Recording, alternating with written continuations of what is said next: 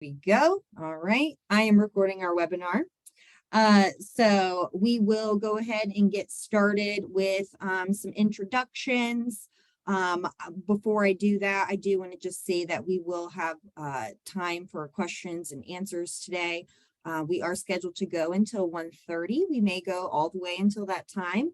But we will have to, in the spirit of moving forward, at some point, just keep moving if we have a ton of questions and address what we can immediately and follow up with you later.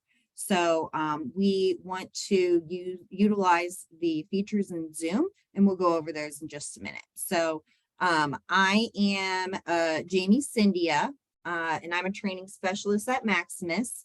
And excuse me. My job here is to help you understand how to get into P&M, how to, understand the functionalities, where you would go to find things. And if I don't know them, I will reach out, and I have a great training team with me. Jerron Robinson is with me today, as well as Jonathan Wolf. There's not a picture of him, but in our chat and in our question and answer panel today, you will see their names pop up, and they are helping me throughout this session to keep answers, in a timely manner and address those things so that I can carry you through the presentation as well. So thank you all for being here. I appreciate it. This is definitely a team effort. It's a two-way street with learning. We know quite a bit. We've been working in P&M for a little while. But we don't know everything, and we need you to uncover some of those pieces so that we can help you with the transition. So however we can do that, we want to make it as smooth as possible for you. So welcome, and welcome to Zoom. And if you are new to Zoom, or if you've been in Zoom before, thanks for being here. Let's just go over some of the things that we'll use today. That will help you be able to hear and see the session.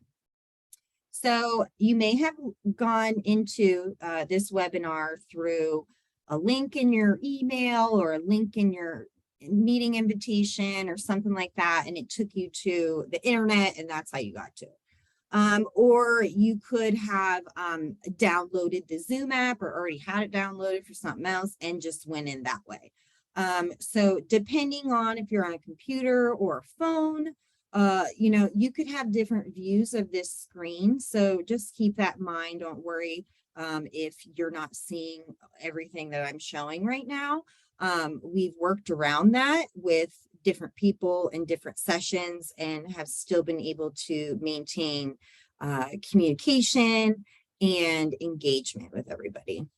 So it's all good. So audio settings would be found in the bottom left corner.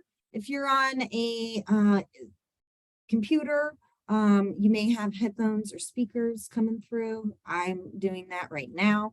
But if you are having trouble hearing me on those, you can switch to the phone audio, meaning you can click on that. It will prompt you through, where to send this audio to, what phone number and stuff like that. So it's pretty easy, and then you can continue viewing it on whatever you're viewing it on. So that is how that will work. Let's move on to the chat here. The chat will be utilized today mainly for commenting. If you can't see the screen, if you have a side note you want to add in that feel like it's valuable to what we're doing, just to say how you're feeling, like I'm doing good, I'm overwhelmed, I don't know, whatever you're doing, just communicate some comments in that way. And for some people who may not see the chat, surf around and look for it, because typically everybody has the chat, no matter like what platform you're coming from. If you don't, try to fiddle around with it, and if not, then hopefully you have some of these other options as well. So the chat, then we have a raise hand feature, which we can virtually raise our hand if you want to ask your question. That we already got to hear a couple voices this morning, which was cool. Rachel and Allison, thank you for being my guinea pigs on that one. But yeah, so you can raise your hand, and I see Yolanda has her hand up. I don't know if you mean to have your hand up, Yolanda, but it's up right now. And it's okay. If you don't mean to, it's fine. It's happened a couple times already. So we want to figure out how to learn that function. Oh, beautiful. All right. So you can lower your hand just like she did. And then, or if you get called upon, say you want to raise your hand, and I say, hey, go ahead and speak, Yolanda. And then I'll tell you to unmute yourself, like I did to Allison and Rachel. And they can lower their own hands. I can lower it for them. I think I lowered one of those focus hand ahead of time, or afterwards, I mean. So that's available. You can also lower your own hand if your question gets answered, as I'm talking or something, and you just don't need to ask it anymore. That's fine too.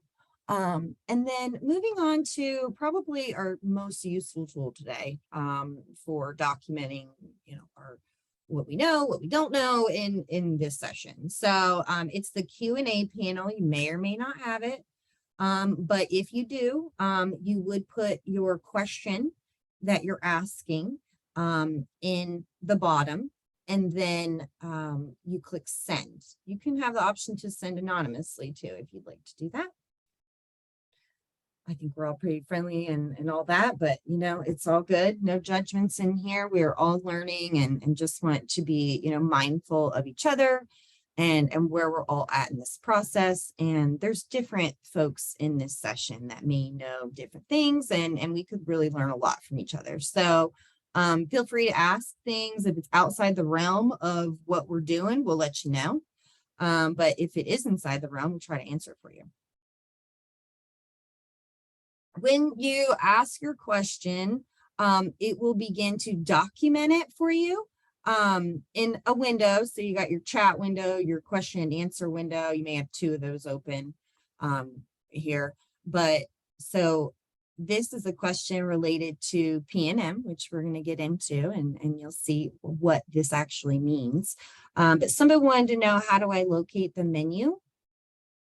And then the trainer stated that it's on the top left corner of the page. So you can see that it puts the question with the answer. And sometimes we provide like 2 or 3 answers for your question. Maybe we find out more stuff along the way and we'll add to it. So it'll be like separate entries for each answer that's provided. So you may get more than one. If you are able to toggle between, if you have the question answer panel, you should be able to toggle between the all questions and my own questions, which means your own personal ones. So you can separate those out. Just making sure that you're on the right one, so that if we're referring to a question and you don't see one, that maybe you're on the wrong one. So just, play around with that a little bit. But again, your own questions can be documented, which is pretty cool. We do have a live transcript available, which is going, and you can turn it off if you want. Sometimes it's a little much on the eyes and just can be a little too busy on your screen if you want. But if you need it, it's there. So feel free. The reactions are pretty fun. Usually everybody has them. If you don't, I'm hoping you at least have the chat or the question answer panel or the raise hand that we can get it, in touch with you. Amanda says she doesn't have sound on. John, thank you for walking her through that. Mandy, you haven't really missed a whole lot. You're doing okay. You're learning about the Zoom tools right now. So this is fine. So reactions, we've got thumbs up, applause. We've already seen some of these today, just with people throwing them out there, but we will request that you put some of these in here just to make sure we know that you can see what we're seeing. We'll say, hey, can you see this? Give me a thumbs up. You're more than welcome to put a reaction anytime you want. I always appreciate, a crowd and the liveliness of it. So it keeps me alive, which helps keep you all alive. And so it works 2 ways. So I appreciate you your engagement, if you love something, if you're really sad about something or want to laugh or celebrate or whatnot. I might even throw a celebration in there here and there. So just keep yourself open mind. We're all learning. Let's just be mindful and kind to one another in the process and all of that. So when we're done at 1:30 or whenever we get done, we will walk out of the meeting room virtually, and you'll just leave it. And so you can just click or tap leave wherever you see that on your screen. For me, for the one I'm showing you, it's in the bottom right. Okay. Before I go on, I do have a question from Deanne. It says, is there a deadline to complete the virtual classes? I don't know if there's a particular deadline I know that everybody needs to complete them. And we do take attendance based on who's in here. So I am not 100% sure. I mean, P&M goes live October 1st. So before then, I hope that helps your query. Okay, Melvin, I see that your hand's up. I'm going to unmute you and you can ask a question, or if you accidentally have your hand up, it's okay too. You can unmute Melvin if you want. Okay, maybe not. Hello? Hi, is this Melvin? Yes, I'm sorry, we can't see a thing. I've been having problems getting in. Oh, I'm sorry. You can hear though, which is weird. What are you using? A computer or phone? What are you using? What? Up on the computer, but for some reason it just keeps buffering. It won't come in. But this is my cell phone, and it's from Melvin and Dolores Watson. Okay. Okay. Well, it maybe your internet connection that's having a hard time pulling the visual through your phone. You might want to just try leaving the webinar on the computer and then just trying to re-access it through your phone if you can, and then maybe you can have the sound and the visual. Okay, because right now you're on my phone. Yeah, and that's okay. So you can click on leave on the computer one, and then however you got through an email or whatnot, if you can access that on your phone, then go into Zoom on your phone. Okay, well, I'm going to let Melvin hold the phone while I try to continue with the computer. And I don't know why I can't pull you in on the phone. Oh yeah, I don't know. I'm glad I can hear you though, and thanks for communicating those issues out. I will have John or Jerron maybe try and give you some tech help in the chat. Can you see the chat? Yes. All right. All right. Well, I'm gonna keep going, but I wanted to just make sure that you can hear me and stuff. This will be available for you online, so don't panic if you're having difficulties with the connection today. I mean, do your best to get through it. With John and Jerron and myself, hopefully with that help you can. But use the chat to communicate where you're at with that, okay? Okay. All right. I'm gonna put you I pressed the chat. Okay. You got it. It's all good. So yeah, that is thank you so much. So we've had a decent amount of experience with our hand raising feature today, which is pretty cool. All right. We have updates and revalidation available later this week. I don't know if those sessions are full or not, but I saw a question in the chat about it, and you'd have to look. I don't know it off the top of my head. What is next week? I'm pretty busy. So, all right, let's go on with our agenda today. Hopefully everybody can see and hear and all that. Can we get a reaction, hopefully from everybody? Let us know we're ready to go. Any reactions? Thumbs up, applause. I love it. Thank you. Cool. All right, I'm ready to go too. Let's do this. Hopefully, our Watson folks get it together soon and can enjoy the session just like you all. So today we'll be doing the new enrollment application for any provider that wants to enter the Ohio Medicaid system arena that is not in there prior to when MITS stops taking in new information. So this is for October, after October 1st, when PNM goes live and becomes your new portal for accessing all the stuff that you're currently doing a different way. Okay. The gist is that, you know, the PNM is an easy one-stop location to access all the things that you're doing. So we will walk you through the pages of this application. And again, we show demonstrations of PNM live with applications that we've pre-set up to show you along the way, plus this formal presentation. And we will take time for questions along the way. Please use the chat, question and answer feature, your reactions, raise your hand, you know, however you choose or have the ability to talk with us through. Just utilize that, and then know that all this will be available afterwards as well. And you know, if just soak in what you can. Okay, don't feel like you know, you have to know every single thing or be an expert on it at the end of this session.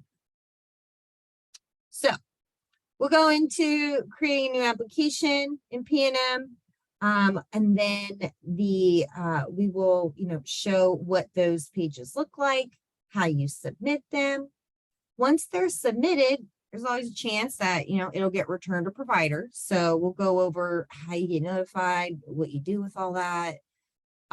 We will show demonstrations inside the PNM system. And then we will, at the end, have a summary, like some summary slides, kind of bring it all together back for you of the slideshow. And of course, we'll have plenty of time for questions. So in the spirit of moving forward, I'm just going to go ahead. So we will discuss creating a new application in PNM. So let's just go through. Hope maybe some of you have been in the other sessions. We've only had a couple of, you know, we just started this yesterday. But maybe this is new to you, maybe this isn't. But this is the dashboard or the homepage of whomever is putting in this new provider application. It's going to be the provider's administrator because that is the person who will have access to that functionality. So this will be, you know, if that provider administrator supports multiple providers, these columns here would have more data on them, but they're empty. So you can just see what it looks like across the top, but nothing below it yet, because we don't want to put too much on there. So we'll walk you around this. In that demo of the chat, or no, the question and answer, it talks about the menu in the top left corner. So here it is, which can access a variety of things that are across the top here, but also a couple other things too. So it includes the provider directory, some financials, and then a lot of it is the same that is across the top, but it's helpful. And depending on the, you know, if you're an agent or an administrator, you know, your view may look a little different. But this is speaking to a administrator's dashboard point of view. Okay, just so you know, because an agent at this point is really only going to have this button. Okay, all these other things are related to the administrative role and is how you do the new application. So when you want to select provider and add them to your dashboard, this is how you're going to do that. You click select provider, allows you to search and move providers to and from your dashboard using your Ohio ID with the tax ID, NPI, and or Medicaid number. Also, the pending agent requests can be for the administrator to approve requests from agents. So agents will be people who have specific roles for specific providers. And maybe, an individual provider has 4 agents that they need to set up because each one does something different. And so if you needed to, shuffle around who does what every week or something, maybe they are sending you requests because they're just being proactive and saying, hey, I need to look at correspondence next week or something like that. And then that can be handled through there. That's pretty cool. And then account administration, this button basically allows you to give the provider account to another administrator. So if you want to switch administration, this is how that's going to go. This is also how an administrator sets up agents and what they can do. So this is a pretty good button too. I see a hand up. Michelle, unmute yourself. I don't know why I just shouted. I'm sorry. That's okay. Yes, ma'am. What can I help you with? Yes, ma'am. I am an independent provider and I will not be adding people. I'm just, it's just me. Yeah. What will it look like? What will my screen look like as far as a P&M? I know this, like this, I'm just attending this because it's required, but I Yeah. just said, well, if you're just this, then you won't be seeing these other applications right here on the first screen. But what will mine look like if I'm just an independent provider? Yeah, that's an excellent question. An independent provider is going to have, so if you are doing it all yourself, just for yourself, and you really handle nothing else, you would only have yourself listed under here with your name, your Medicaid ID and all that. And that's how you would access your provider file. So that's what it would look like. It would be very short. When we get into P&M and I show you my dashboard, you'll see what I mean by, like, if somebody did have multiple folks that they supported, what it would look like. But if it's just you on your own doing everything yourself, then it would just be one thing on this table going across. Okay. Does that help? It does. Yes, ma'am. Thanks, Michelle. I'm going to put you back on mute. Okay. Thanks. All right, cool. Good question.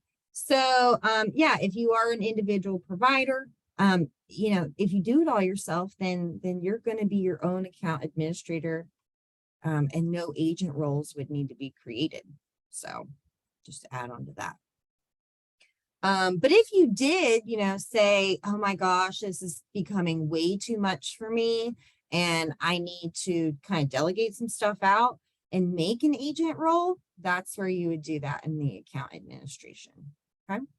And then setup and sign on goes into that. So you may need to attend that one too. It might be good for you. And that was just really helpful too, just knowing about the Ohio ID and how you get in here and stuff.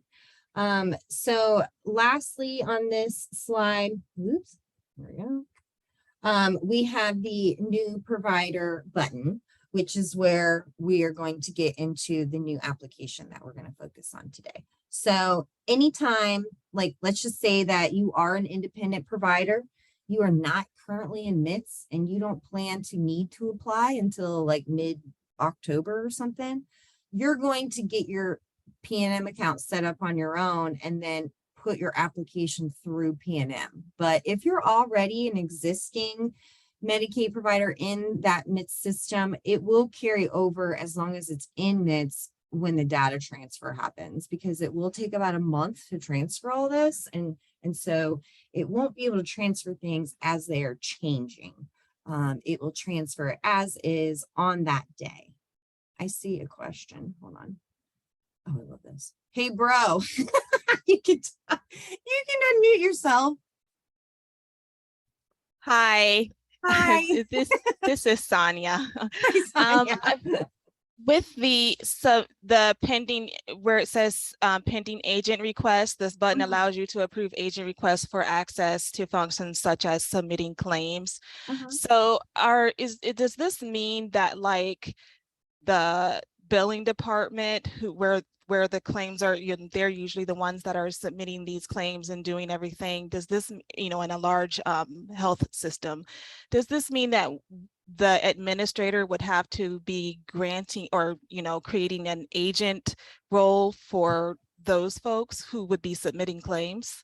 So good question, first of all, and if someone is going to be submitting claims after P&M is live, it will be done by accessing P&M. So if they are going to need into P&M, they're going to have to make their own Ohio ID login.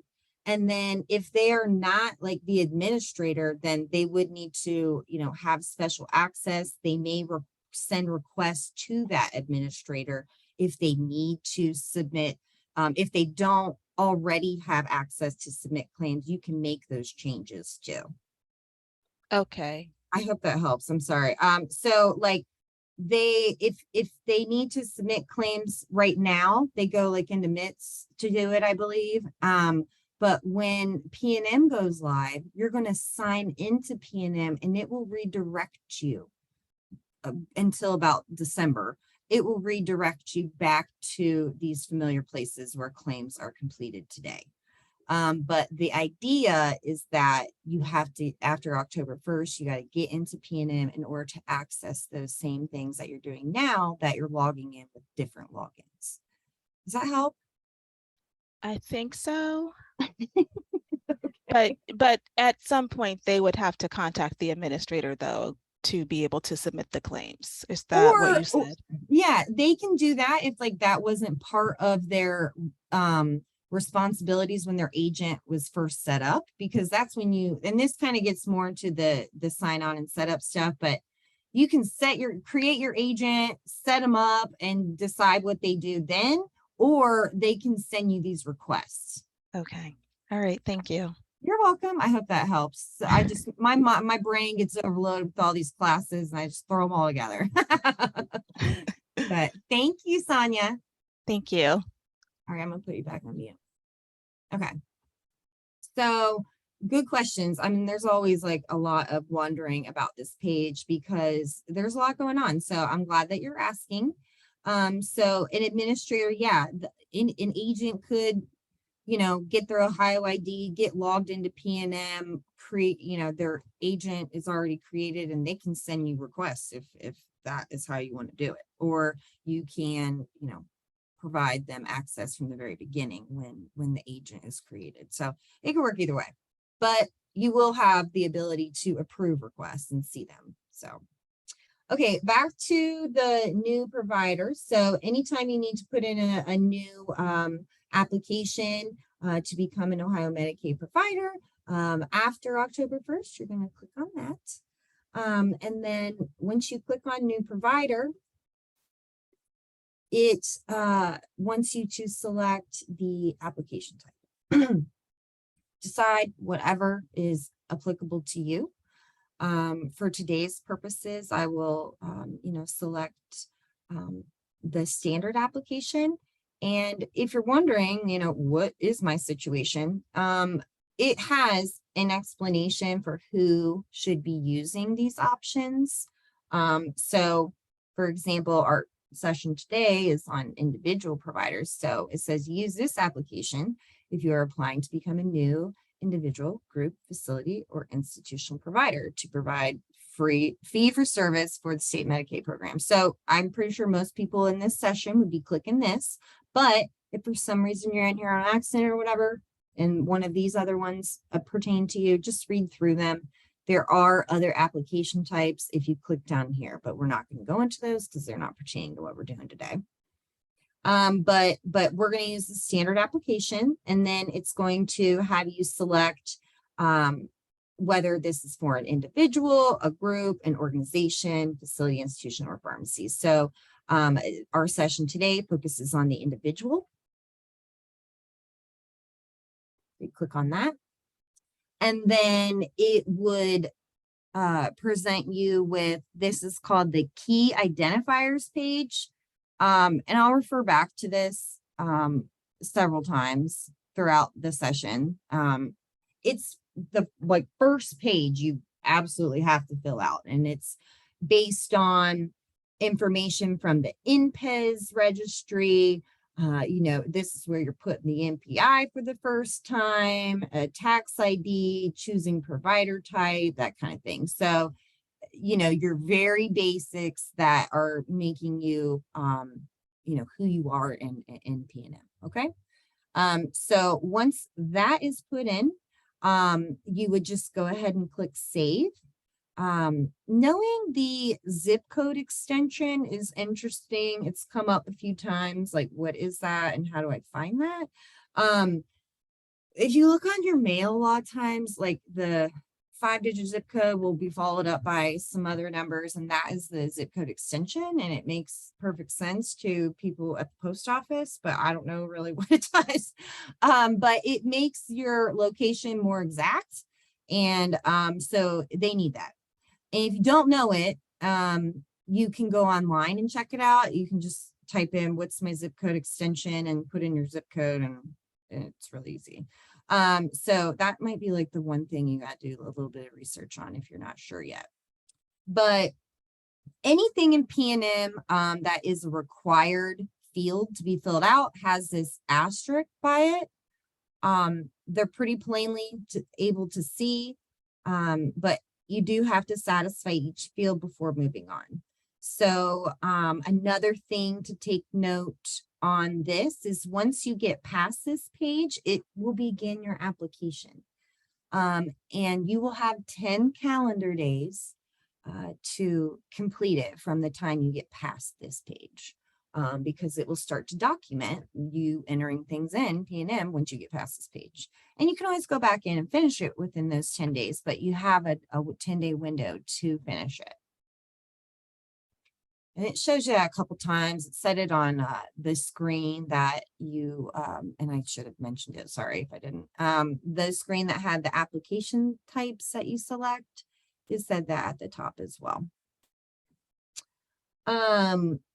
If on this page, you put the information in, you click save, and it gives you this that says there is a name mismatch with INPES or there is a gender mismatch with INPES.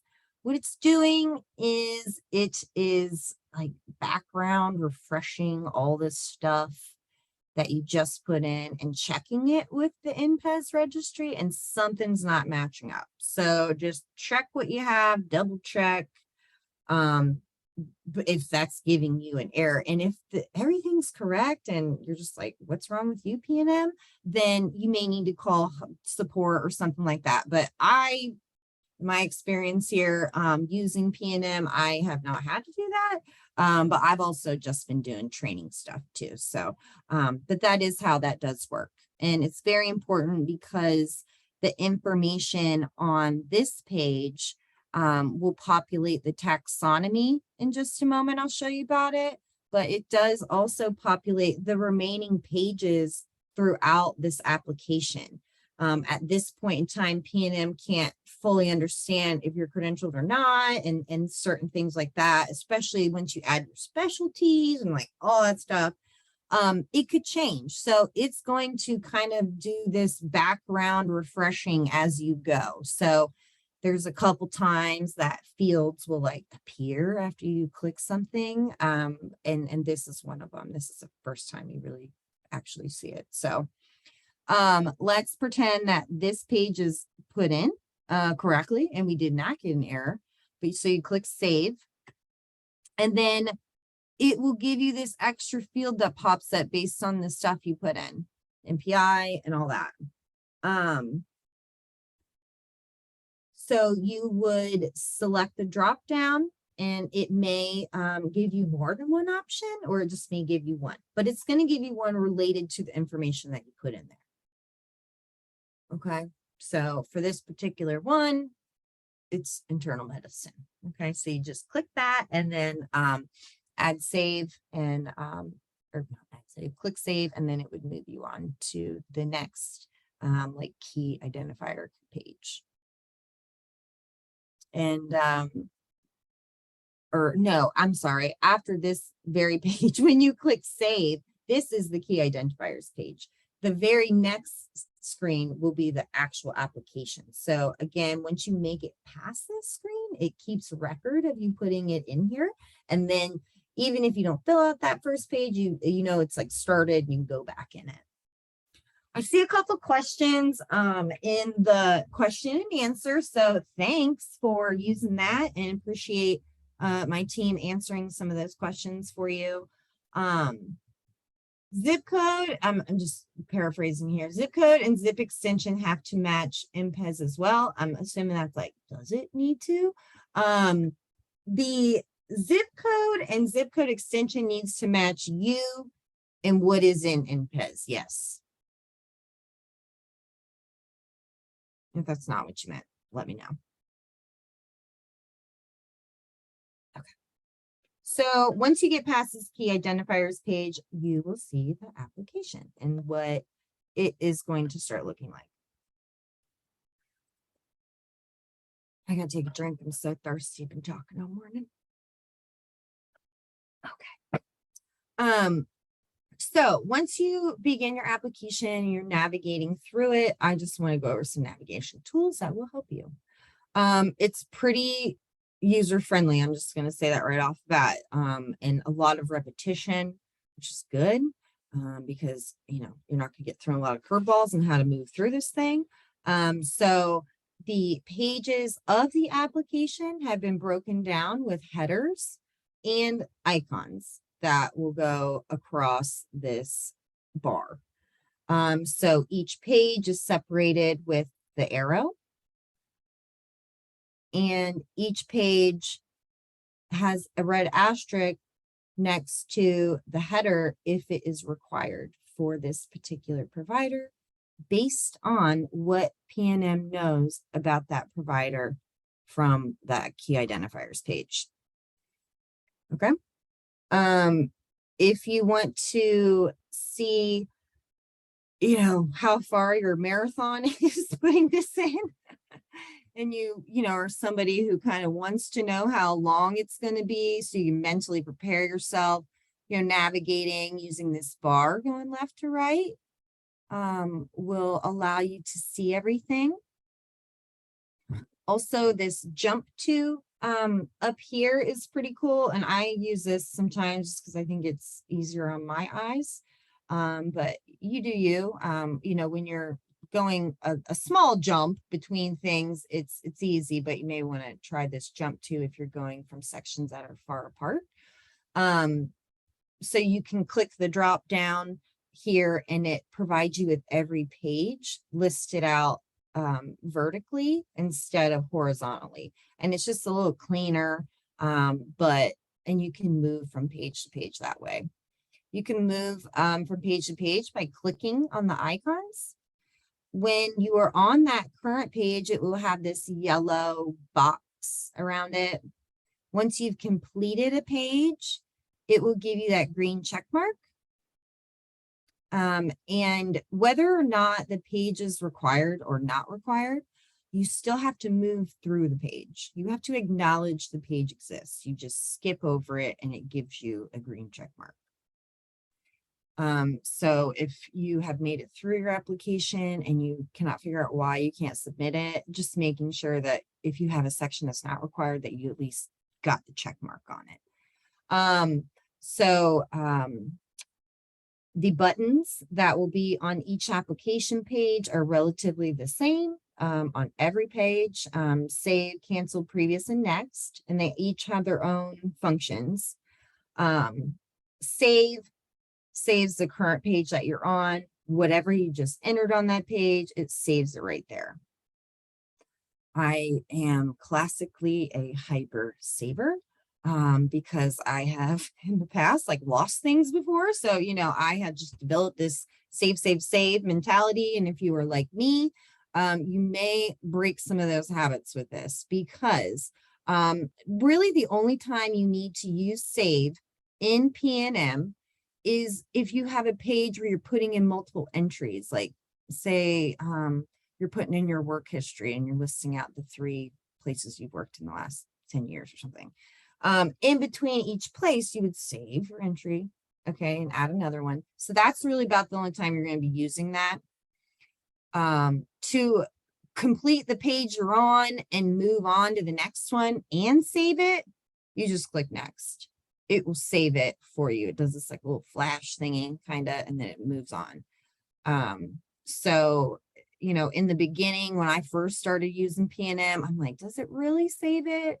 When I click next, and I wasn't, you know, fully believing it, but it does. I've used it multiple times. It does.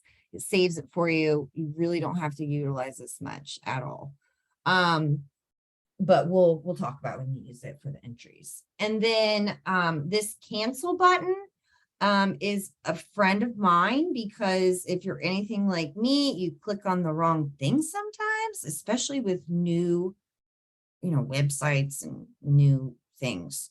So if for some reason you get onto a page, maybe that's not required, and you start like adding entries or something, and you're like, oh my goodness, you can click cancel and it will remove the box that's in front of you and allow you to move to whatever page or spot you need to. So that one's helpful. Don't be afraid to do this. You're not going to like cancel your whole application or anything like that. It's literally just going to like stop that task you're doing on that page if there's like a window or something, and make it go away.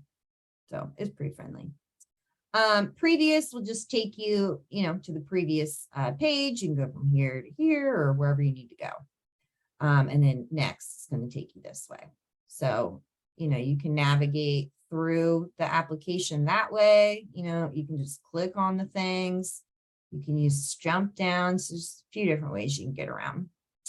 And then once you are done with the application and you're ready to submit it and have it, you know, be looked at or credentialed or whatever it needs to have done, you can keep for your records your application in the form of a PDF. You can print it, you can save it, however you need to.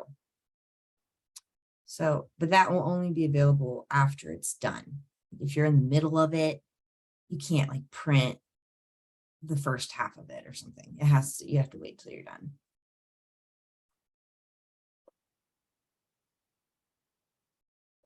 I got a question in the chat, a couple of questions actually, or in the Q&A, sorry. Which address zip code from the NPEZ does the zip code entered in the PNM have to match? Is it the mailing address or the practice address? I'm gonna have one of my colleagues answer that maybe, and just do a little bit of extra research on that. I'm not 100%. I know that it's tied to the provider, but good question. Other one says, 2, if the zip code entered on the application does not match what is in NPEZ, will the application be returned for correction? You won't even be able to move forward past that page if it does not accept what is put in. And if you are, and truly, I don't really think that that's going to be a huge holdup once we understand which mailing address or practice address needs to match. I have not had a whole lot of issues like with that part of it. So hopefully you won't either. All right. Okay, let's move past this page. So let's just pretend that, you know, you get in here, you're moving through, you got a few check marks, and then you got to go. And you're like, oh, I have to come back to finish this. So we're going to go into how you get back into your application. Because that stuff happens. And it's a long application, so pace yourself. Maybe you didn't realize you might need some document that you're going to need to now go find. Or maybe you have all paper documents and you need to upload them on your computer, you know, things like that. So once you get logged in to PNM, you will have your dashboard. So whatever application you're working on, either if it's your own or for the provider you support, you're going to click on either the registration ID or the provider name. And then it will take you from there into that provider's application. in which you've got a few different expansion options, and are going to select enrollment actions. And then it will bring you some blue hyperlinks under what it will allow you to do. And then you're going to want to click on continue registration, and it will open up the application right where you left off. And truly, I've tested this myself because I told you I'm a hyper saver and I don't believe it's going to save it for me. I've clicked out of like my whole internet and everything, and it saves stuff. Like, so it really does work. So just believe me on that. You may have to find out for yourself, and that's fine too. But I was not convinced at first that I was going to be able to go back in and finish it, and it would really actually pick up right where I left off. And it does. So it's really cool. So that's how you do that. All right. We have had a few questions so far. But we are getting some answers for some of them. There is I do want to call out something that I didn't say out loud earlier, but someone asked, can we retro date enrollment if needed on the requested effective date field? And yes, there is a checkbox for that option. Good news. All right, excellent. Okay, cool. Well, I'm going to show you a demonstration in P&M of putting in those key identifiers. Give me like 2 seconds here to flip to this. Okay, can you give me a thumbs up if you can see a screen that says login and has like box and stuff? Okay. Okay, thank you. So let's just pretend here. I'm going to kind of run through the login a little bit and have you see it in case you haven't been through that class. And if you want to know more about it, you're going to sign up. So I have my practice Ohio ID that I am going to go in under, and it's Jamie Prov, like Jamie Provider. Which is kind of a silly one, but whatever. Hopefully you have a better one. And then I'm going to click next. Which, oh, hold on. Beautiful. Wow, I about had a heart attack. Did everybody see that? All right, so this is the training region, and I want to just explain that you will not have to put your password right here like I am. It will prompt you to go to the IOP. My co-trainer just said I almost died. I really did. That's hilarious. All right. Okay, so when you are logging into P&M, you are going to put your Ohio ID right here, and then this is going to say next. When you click it, it will say go to IOP, which is the Innovative Ohio Platform. If you look down here at the bottom, it talks about it. It's part of the Ohio ID being an initiative from Governor DeWine. So mine's just going to log me in. Yours will bounce you to P&M and bounce you back, and then you will see this. So it is a teeny bit different. Okay. So I said earlier that if you are your own provider doing your own thing all by yourself, you're going to have one row, and it will be you once you have something entered in here. You can tell that if you have access to multiple provider accounts, that you could have a huge list. These are the ones I played around with in training. Also, this is an administrator view that you're looking at as well. Because I have all these other options. Okay, if I was an agent, I would really only see my providers and whatever ones I helped support. So at this point, let's just pretend you're brand new to this. It's October 4th. You've never been an Ohio Medicaid provider before and you want to apply. So this would be totally empty, okay? But you would click on new provider. And then this is where it's going to show you those application options. And this is where it shows you that you've got 10 days completed. This is where it appears the first time. I'm going to select the standard application. I'm literally just going to show you this very quickly and then not show it because there are more that you can look for. So let's just select that. It'll take me to this screen in which I'm going to select individual. And then I have an example prepared for you today for a physician. So you do the drop down of the provider type. I'm looking for 20. Here we go. The first name is Raphael. And last name is Arango. And I'm going to put the NPI in here first because I put it in here earlier. That's why it showed up. But that's where you would put the NPI. Okay. So going down this list here, I kind of like skipped a couple that were starred, but in my order of things, I feel like, you know, this, the name, and then I put the NPI in here. So however you do it, your order is fine. But for training purposes, I just use the NPI to enter in to satisfy the Social Security requirement. So I know that's not a Social Security number, but it would be for somebody, or could be your tax ID, whatever you choose. Okay.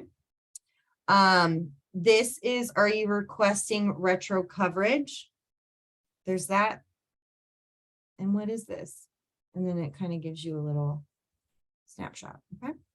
So good question on that retro coverage situation, because I believe that we just, you know, there's so much in here that, you know, we were not really looking at that as closely as maybe we should have at first. So I do believe that that's going to be a very important button for people. This is, all right, let's just go through here. Gender, male, date of birth. I'm just going to pick one. Zip code, I have selected ones that are in Miami, Florida.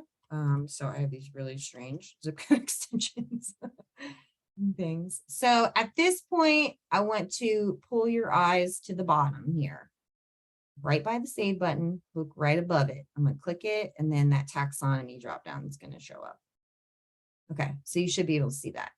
And then based on what it just reviewed in that little refresher, it's going to show me some options here. So I've got general practice, which does match up to what I have.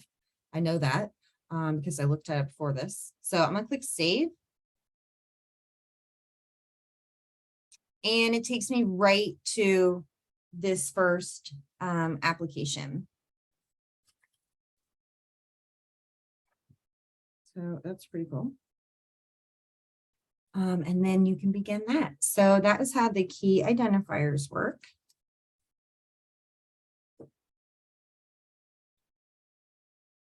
Someone said, what is the DD contract number? Is that on the, was that on the previous page? I can't go back to that key identifiers page. I'm sorry. I might be able to have one of my folks answer that for you though. Okay, good deal.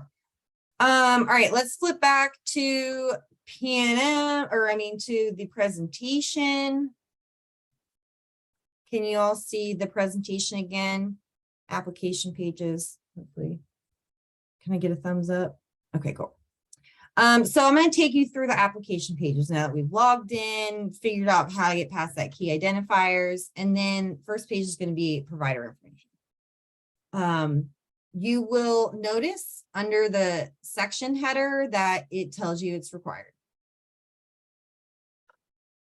And every page, it will say whether it is or not based on what you put in on that key identifiers page. So there's some drop downs you can use to kind of take the guesswork out of stuff, the practice type, ownership type, everything with an asterisk you're going to fill in, answering the residency question at the bottom. And then you just select next. And if you don't fill in something, it will tell you, and it will tell you right around here in red text. And let's just say this was all wrong or something, and you just need to start over. Let's just hit cancel. All right. So we'll click next though. And it takes you to the primary contact. This person on this page is the one who gets notified for P&M notifications, like for messages or if return provider and things like that. So it's important that this information is reflecting who is in charge of all that. And it is a required section, so just, make sure you fill it out. If there is nothing filled in or you miss some stuff, this is what it does look like. And you won't be able to move on to the next page. This is one of the pages that you have to enter the full address, typing it out. And then throughout the application, you've got an option to copy, it's the same type of deal. So it reduces the amount of data entry for you. So say you did fill it all out and you just click next. Every time an address is entered in an application page, new application page, it will give you this pop-up from the UPS, United States Postal Service. So it just wants to know that the address that you put in matches their address so that billing and things get to the right places and everything's aligned. And we can tell, how specific sometimes it needs to be with the zip code and stuff like that based on the key identifiers page. So let me see, I feel like we answered that one. Okay, so, and speaking of zip code and things, just to answer back where we were earlier, there's several different address sections of the application. So do you have to use your mailing address or practice address on that one? It is looking for practice address in the primary contact information section. But there might be multiple address sections for the different addresses that it might have. So we do believe at this time, unless we are notified otherwise, that is verifying that practice address on the key identifiers page. Thank you for that research. But it is checking this. You want to click accept when it pops up, and then it will keep you on whatever page you were on that had that address on it, and then you click next on that actual page. So the next page is credentialing contact, and based on the example that I put in for these screenshots for you, it was not required. So that's why it says right here. Although if it is required for you based on the information from the key identifiers page, then you would need to click add new, which would have a box pop up to where you can have an entry for that credentialing contact. If this is not a page that matters to you, getting your Medicaid ID number in the end, then you just skip it. But you do have to get that green check mark. So you'll have to click next no matter what. Okay. This is what the pop-up looks like if you would click add new, and this is the information that it would ask for.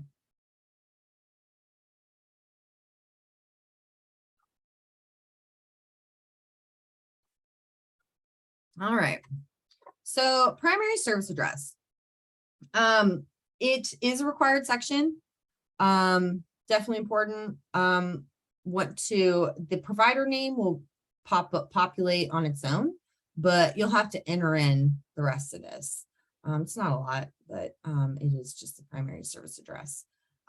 This page is long, meaning you can scroll up and down it because there's more on the bottom. So it's kind of like top half of the page. And so you would put in whatever applies there, but the bottom half looks like this. So it is we spoke a teeny bit about the menu and the directories and things. So the public facing directories, once they're put in PNM, you can decide to opt out of those. And you can do it when you're applying. So if you want to opt out and not be in those, then you would check mark this box and not have to fill any of this out. But if you really do want to be in it, if that is going to support you in your endeavors, then you have the option to kind of customize each service location. So this is the primary, and there is places in PNM for additional service locations as well. So if you have multiple locations, keep that in mind. But whenever you're done with this page, you would just click next. But you do have to check mark box if you don't want to fill this out on the bottom. This is when you get to start using the check mark box to kind of like copy your address, which will save you some keystrokes. This is the billing and payment address, and it gives you the option to save it if it's the same as the practice location. It is required, and if you do check mark this, it will just populate it exactly how it was on the practice location. If for some reason the billing and payment are like 2 buildings down from each other, maybe on the same road, and you just need to change the street number or something, you can copy over with the check mark and then just change those few numbers if that's what you need or something. So it can ease your burden that way too. But once you're done with this, just click next. Get you to correspondence address. It's a required section. So think, well about what you want that correspondence address to be. Maybe it's the same as the practice location. If it is, check mark that box. If it's not, enter in whatever is required with the asterisk, and then you would go ahead and click next. I talked about other service locations just a moment ago. If you are a provider that does have more than one location, then you do have a primary and you got to designate that, but then you would have an opportunity to add other service locations too, which is why this may or may not be required for somebody. But even if it doesn't say it's required, but you do have another service location, just go ahead and put it in. You don't want to hold up this process, once you get it submitted, so that you can get it all the way to your Medicaid ID, because that's what you will get by the end of this, once it's submitted, approved, and all that. So the goal here is to get your Medicaid ID. The other service locations, this is the information that you would fill in, and you can add each entry or each location by clicking add new, saving in between each entry. And on these other service location pages, they also are long, where you can scroll down and have that same option to put stuff in that public facing directory or not. You do want to make sure that you acknowledge this box right here if you do not want to be part of it. Because if you don't do that, it's going to think that you do, and it's going to want you to fill this in. Everybody doing all right? Cool. 1099 address.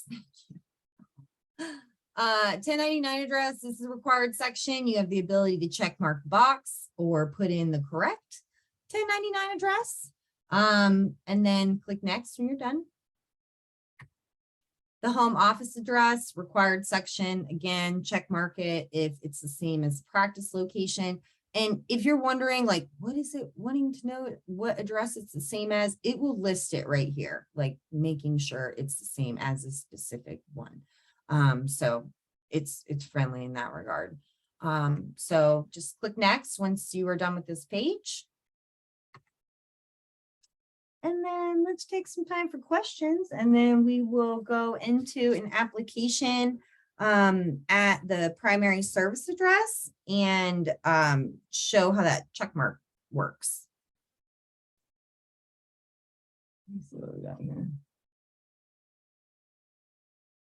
Oh, nice.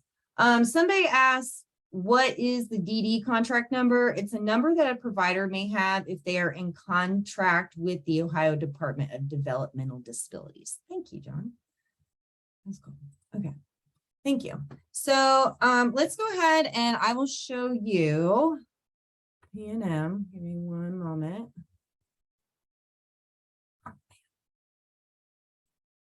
Okay. Can you see, can I get a thumbs up if you can see the Rafael Arango screen that we're looking at for? All right, cool. So just so you know, I'm not a liar here. We started this application and didn't finish it, but we can go back to our dashboard and find him. Rafael is probably way down here, sorry. But you can find him and see that it has not been submitted because we barely even did anything. So, but for today, I want to look at a different one. Matthew Cole, which is right above it. And we're going to look at his pharmacist application, which I already got started. So at this point, you know, we don't have a Medicaid ID. We haven't put any specialties in. We don't have any of this stuff yet. So we are just barely in here, but we're not submitted with our application yet. So we can click on the registration ID or the provider name. I do both. I kind of like to click on the name. I don't know why. But once you get in here, it tells you the provider name that you're looking at, just so you can make sure that is, you know, look, you can see my name, Jamie Cyndia, for my username up here. But the enrollment actions is where I'm going to go. I'm going to continue this application. And like I said, I left off at the primary service address and I'm going to pick up there. Okay, cool.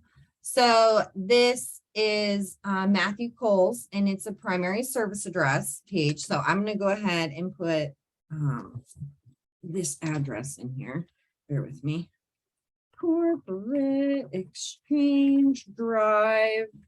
Oh, I typed it right. That's beautiful. Okay. And I know that my addresses, if you're paying attention, like are all over the country and things. So just make sure that yours aren't. But mine's in training and that's why. Okay. So we just have to do things a little bit differently in the spirit of demonstration.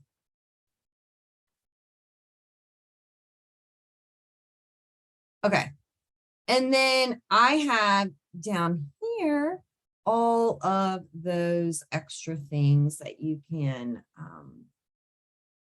have in that public facing directory. Yeah, public facing is meaning the public can see it. Yeah, it's open to everybody, not just people who are in P&M or not just people who, you know, have access like you all would. That's public facing. And somebody said, if you have a third party company, does your bill, if you have a third party company that does your billing, how does that work? Not sure. We'll definitely have to figure that out. They might need access into P&M. They might need an Ohio ID. I'm not 100% sure how that would be handled at this point. Somebody said, I'm an independent provider and it's just me. Do I have to pick a specialty for P&M? It will, if it's required page, which I believe it is for everybody, you have to pick one and it will give you some selections based on whatever it has read so far. So if we'll get to there in just a moment, okay? But good question.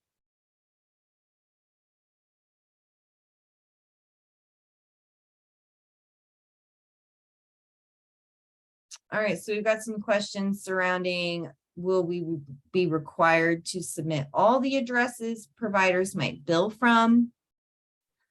Yeah, if they have multiple service locations, then yeah, that needs to happen. What happens if a location is not listed in the provider's locations? I don't know. I don't know they would be able to be tied together, but that I would just try to make sure it's up to date and stuff.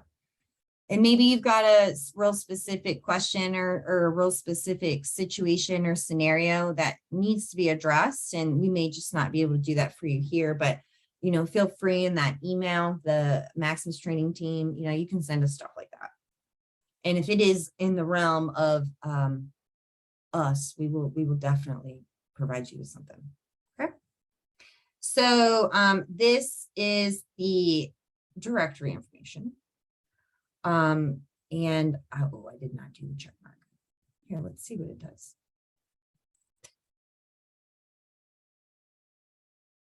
Oh, it's giving me my pop-up. Here we go with the address, but it's not letting me. I don't think go through. Oh, it did. So it just assumes that I want to be part of that. So if you don't, this is when you go ahead and click it. Okay. So we can go next. So you see how easily I just went from back to that page. I just clicked on the picture. But you also can see here that each time an address is named to be like looked at in here and confirmed that that USPS pop-up comes up. So you can see the pages we've completed up until this point. You can see where we're at. You can see which ones were required. And you can see where we're going. And now, if you want to see a like vertical view of things, what's going on? Oh no. All right, this is a training region and it's goofy sometimes. And I'm sorry, but that was working and yours will work. And I'm really sorry that that just went really strange on you. Okay, anyway, it should have been listed. I am not playing around with the final version of P&M right now. I'm playing around with the training environment. So have faith, everybody. It's going to be all right. It works well. I don't know why it's not demonstrating this for you right now. I'm going to try to get on the next screen and see if it'll work. Okay, so let's just, oh yes, thank goodness. Okay, this is what it should look like.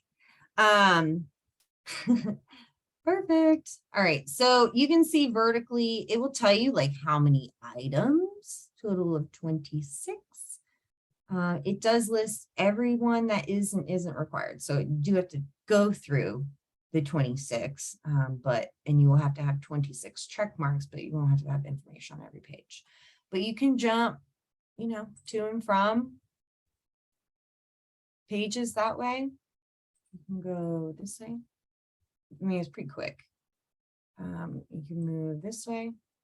So let's get to billing and payment because that's where we left off. Okay. So say that it is the same as the practice location. We're just going to check mark that box and say, no, I'm not a liar too. I want to show you that you can just like edit the address. Right. I'm going to keep it. And then just go on next. If it's the same. Here we go with the pop-up. Which I just acknowledged it because I know it's real. But it keeps you on that same page. So then you got to hit next one more time. And now you can see if you're a hyper saver, how much extra it would be to do save in between all this. So that's why I mean, it might break that habit if you're like me. All right. Okay. So beautiful. I wanted to show you really that check mark and how that works with populating that information and going back and forth with the pages and stuff. So we're getting into specialties in like 2 seconds. I'm going to flip back to the presentation. In just a moment.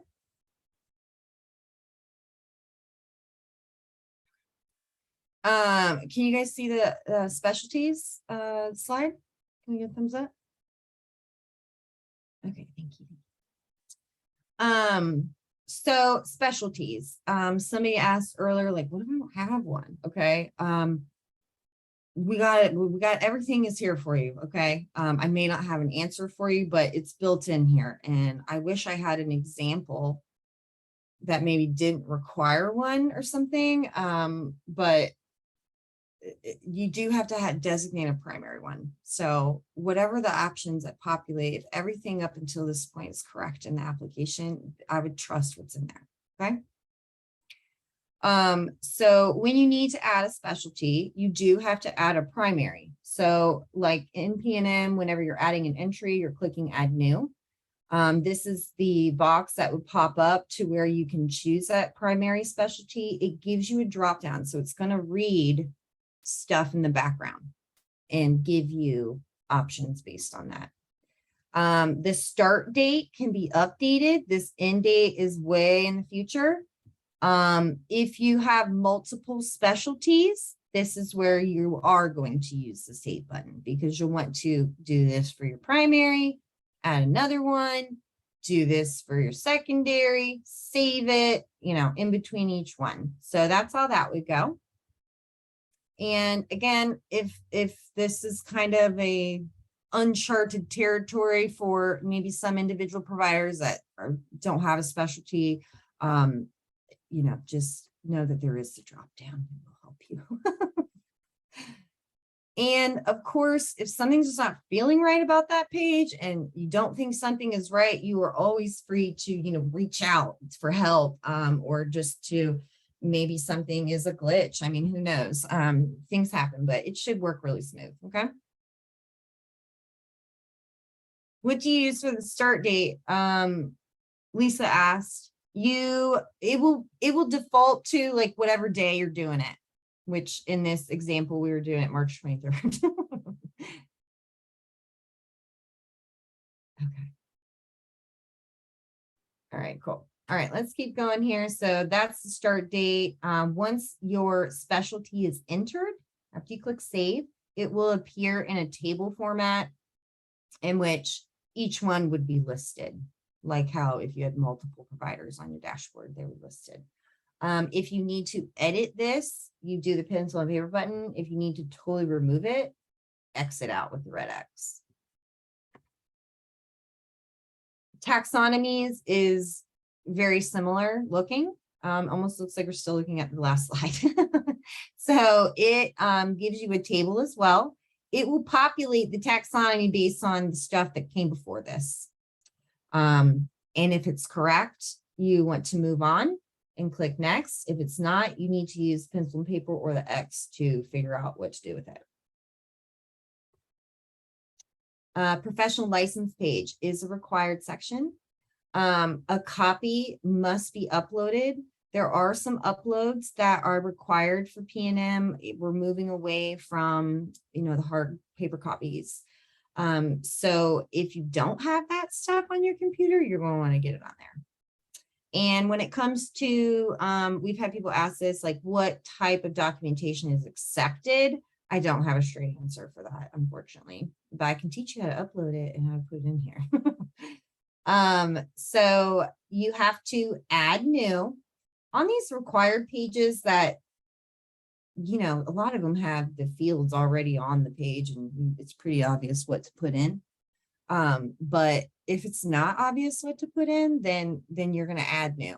Okay. And that will provide you with the information. So when you do that with the license and click add new, it gives you this box, which you put your license information in. You do have to type it in. Manual entry says right there. If you have endorsements, these lines, here we go, 1, 2, 3, 4, 5, 6, 7. Those lines are included in one chunk of an endorsement. Okay, so if you have more than one, you would click this plus sign and it would provide you another set of 7 lines, these same ones just right underneath of it.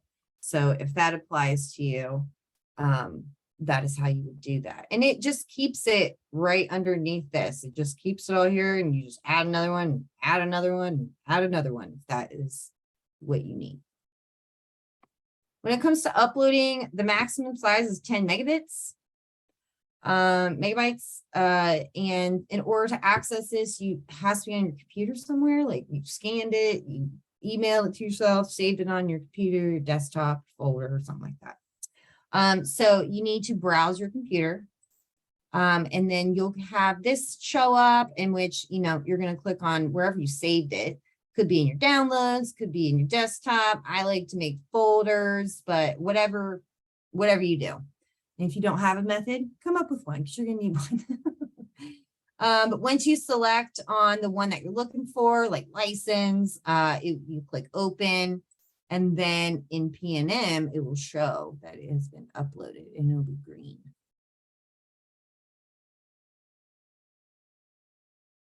If the professional license page is required for you, you have to upload something. Whether what that documentation looks like, I don't know. But P&M, if it needs the required document from that, and just keep in mind too that everyone in this session has different backgrounds and different situations. And so this may be extremely valuable question to you that may not apply to a lot of other people, and that's totally fine. But we want to try and provide you with a good answer still. So that's how you would do that. And then going into board certification, that application page, it may or may not be required for you, but if it does apply to you, please put something in there.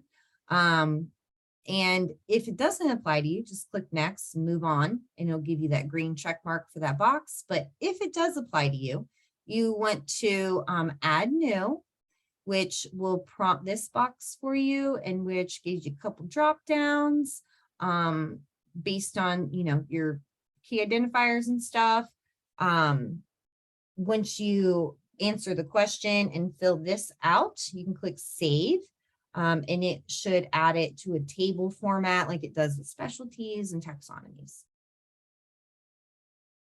Once you're done, oh, I want to say this too. You do have to designate, like if you have more than one board certification, you have to designate a primary first. And don't forget to answer the question at the top, because sometimes we may overlook that. And here's a picture of the table that once it's put in there, what it would look like. And it does give you the option to edit it with that pencil and paper over here too. And you can see how it still gives you an option to add another one underneath as well. Clinical laboratory improvement amendment certifications. If it is required, it will tell you. This one, it says it's not. So if it's not, click next. If it is, click add new, and you will have to provide this information. And then click, you can save it if you feel like it, or you can click next. Medicare numbers. So this is a required section. People might be at different places in these processes to get these numbers. Put in here what applies to you, what makes sense to you for right now. If something doesn't and you get submitted, you'll get returned provider and they will let you know what you need. But basically, you're going to indicate a Medicare number, a Medicaid number, or both that you hold outside of Ohio. So for each one, you would just use the add new entry, and we'll go through each one here in just a moment.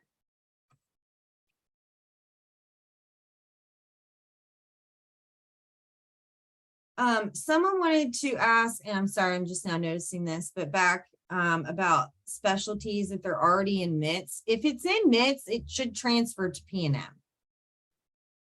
If you need to add a Medicare number, you're going to click the add new. It'll populate this box for you.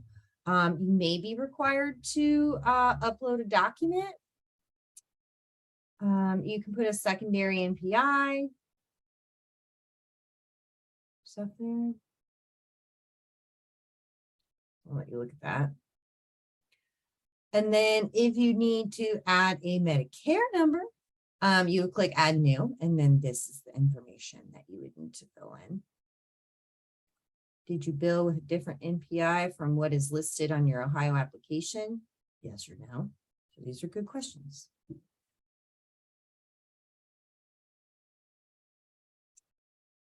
You got a chance to look at that.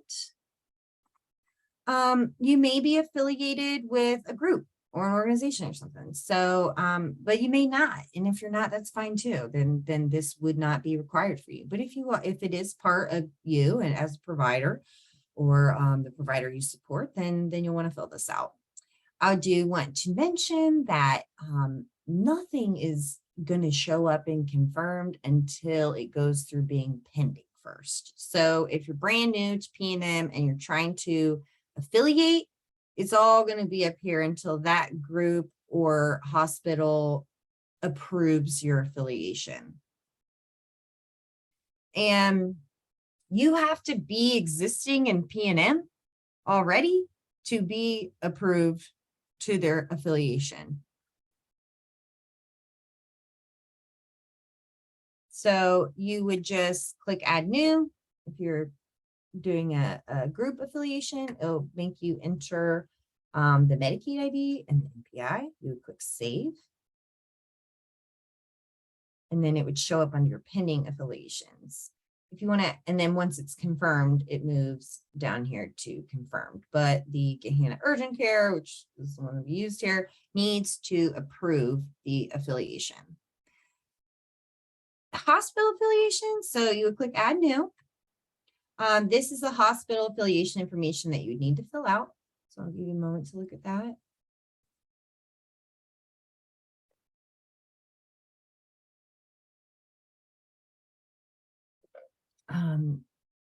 Any past or present restriction of privileges. So making sure you answer all of the buttons and drop downs. Primary facility. If you see these information bubbles, sorry, I didn't click that, that you can hover over them and they will kind of let you know what it's really looking for here. But you do have to choose the status of the privileges using the drop down. But once everything is put in here, then you will click save. Along with this staff category too, has a drop down. So it kind of takes the guesswork out of, trying to figure out what role it wants you to put in there. So I always appreciate that when it's not just a blank space and you have to put something in. So you go ahead and click save if you have a hospital affiliation or trying to do that. And then it would list it under confirmed and hospital affiliations once they confirm it. So whenever you're done with all the affiliations, you would go ahead and click next. If you are a credentialed provider, delegated credentialing, this down here, going around it, will also appear. And so you want to make sure that you see that if it is there. Of course, if you don't do anything that's not required, it won't move you forward. So that will stop you. But you're going to want to select the checkbox if you have delegated credentialing that does not display in the table so that you can provide some additional information.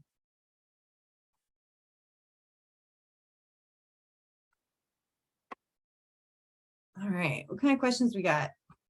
We're going to do another demonstration in P&M. We're going to start with the specialties. So hopefully that will answer, some of the specialty questions. I don't know, hopefully. Maybe not that one specific one, but all right, I'm going to move into this. All right, can everyone see my dashboard? Thank you. All right, so yeah, I got a pretty full one, but it's okay. Looking for William Connors here. It's on the second page. Here he is. Perfect. Okay, so I can see his registration ID, the name, and I know that this is like up here, but it's a status column. And we can see like what provider type he is and then his MPI, but nothing else after that because we haven't done it. So we're going to land on his application page where we left off. We can see it's his, and we're going to go to enrollment, continue registration. Okay, so this one's at specialties. So it's required, we're like, where do I put it? Add new. Based on what I put in for William Connors, he is a physician. I think he's like internal medicine or something, or I don't know. I can't remember this one, but it'll show up what it is. Okay, so he's got a few different options that must mean something to his particular position. So if you do select, whatever you select has to be the first one, the primary. And I don't know what it's loading. Okay, I just did, but I'm going to just say that I just have one primary, and that's what it is. But I think just for purposes, there is like a blank spot. I just don't really think you could leave it blank because it has to have a primary. So I believe that even if you think you may not have some type of primary, there will be some type of selection for you here. Just so you know. So I'm going to say that's all I have. Click next. Taxonomy's already, oh, here we go. Internal medicine, infectious disease. That was the taxonomy. That's what I was trying to think of. It will populate based on what came before this. Okay, so just making sure it's right. And if it's not, you can edit it or you can X out. So if you edit, let's just see what that looks like. It'll just take you back to like what it looked like before. And if you want to save it, it just takes you right back to the table. So that's pretty cool. Professional license, I want to show you about the uploading and stuff. So it is a required section. So you want to click add new. And then it does require an upload. So I want to kind of like take you down to the bottom here and show you a couple places where you might think you need to upload. Okay. It does show that you can upload a file here or here. In my experience, I think both work. I think like in my particular preference, I would probably put mine here. So I'm going to browse my computer. And I already have one made up here. So here's my professional license. I'm going to open. And now it's down there. So I can fill this stuff out now. Based on what you select in this first drop down, the state will determine what license board populates right here. And it kind of, you see that little flash it did? That's kind of what I was talking about. So now it gives me options. Choose medical board because that's what I want. I'm going to make up some license number. Oh boy, what's that number? Okay. Effective date. Put here. Expiration date. We'll put a year out and say that it's active. This is where that endorsement information is. And this is where those bubbles work. Oh, geez. Where you can find out what is trying to tell you extra. Okay. And then here is that green endorsement button that would just populate another set of those lines underneath here. So I do have to put in the address. So I'm just going to use one of my pre-filled ones to show you. All right. And all right, we're going to click next. And you see we got that green check mark. And it should carry over here on, we have a page for required documents. You see it right over there, right here. And the one that we just put for the professional license will show up there once we get there. Okay. All right, cool. Well, that was what I wanted to show you for that one. So we got a couple more demos left. Let me go back to our presentation. All right, and then we'll get into managed care plans. And if this applies to you, then great. If not, it's okay too. So if you are interested in contracting with the managed care plans, you just answer yes or no for starters, and then it will prompt you based on what you put. If you clicked yes, it would provide you with selections. And if you click no, you just move on. So the options available are listed. You can check mark all of them, one of them, but it does not guarantee that like you have contract with that. It just initiates that process that you're interested. Then you click next. We've got the state CDS number. It's not required, but if you do have a state controlled dangerous substance information number to put in there, then please click add new and put that information in, and then click next to move on to the next page. This is a required page, the federal DEA registration. You have to answer a yes or no question for starters. Do you have a current DEA registration? Yes. If yes, you make a selection for adding new. And then you'll put in, the information that it prompts you for. And if you select no, then it will prompt you for a different set of information. But regardless, it has to be filled out because it is required. And then once it is, you can click next.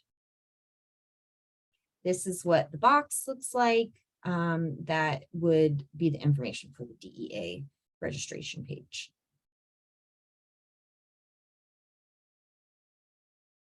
Again, don't forget about these questions. They'll sneak up on you because you're just looking for white drop downs and things. So if you don't have a DEA, this is the prompts that will show up for you. So before was a yes, this is the no.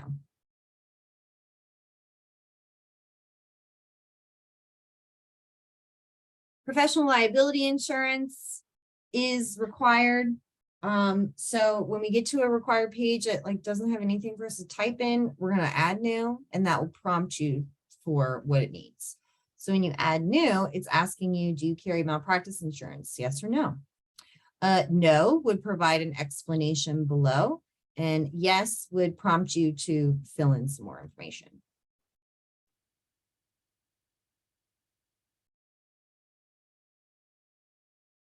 If you did select yes, this is the information that you fill in. There's a bit here, so just taking your time moving through it, using the asterisk fields to remind you that they're required. And then once you are finished with that, you would click next to go to the next page. Education. I will show this one with the next demonstration that we do. So you'll get a little bit of real time with this one.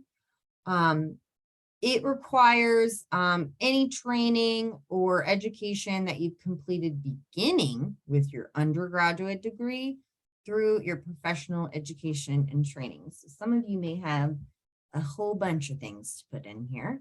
And that's okay. In order to do that, you would add new for each one, fill it out, and click save in between. This is the required information for the education and what it provides, for you as a drop down. You can drop down the education type and the degree type. That will be helpful when doing that. Once your education entry is entered, it looks like this, which is super similar to taxonomies, specialties, how all these tables are formed in P&M. And they all kind of work the same way with this paper and pencil icon, adding an additional one using the add new button. Malpractice claims history. This is a required section. And so, we don't have anything to type in. So we're going to add new, and that will give us our next prompt for what it needs. So we're going to answer yes or no to, have you had any professional liability actions within the past 10 years? Based on your answer, it provides you with what to do next. When no is selected, you can go to the next page. If yes is selected, some additional information would need to be in there. So again, make sure you answer that question. If yes is answered, then this would be what is required to be filled out. Just putting the occurrence information and whatever it needs from you.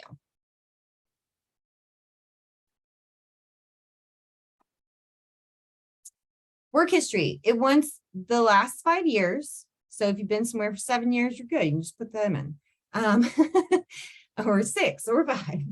But if you've, been somewhere for less than 5 years, you probably have to include more than one entry. So they want as 5 year span of time, however you cover that span of time, whether it was working or not. But they want you to add work history or a gap in the work history. So to do either one, you are going to click add new. This would be the work history add new, in which you do have the option to choose if it's your current employer or not. And there are required fields that need to be filled out for it to be considered a work history entry. Making sure that you answer this last question down here. It's not a radio button, but it's yes or no. Once you make that entry in there, it puts it in table format like it does with all other kinds of stuff in P&M. If you're adding multiple entries, which I'm sure every one of you will, then you're going to want to click add new. When you start to see this history button appearing, once we've been in P&M a minute and have some like history in it, you'll be able to see the changes that have been made to this, like who accessed it and all that stuff. So that will be available as well.